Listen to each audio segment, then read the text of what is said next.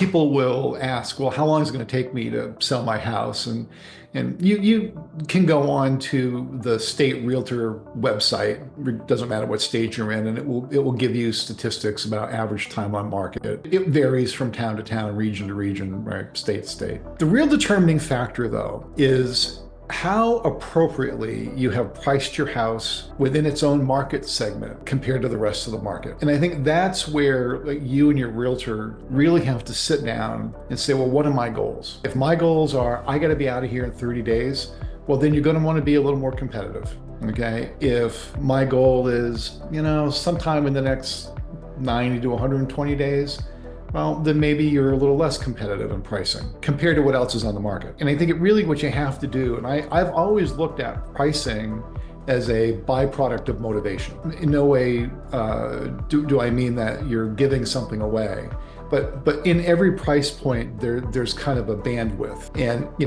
if you're on the lower end of that bandwidth, you're going to be a little more competitive. You're competitive, and if you're in the upper part of the bandwidth, you're a little less competitive.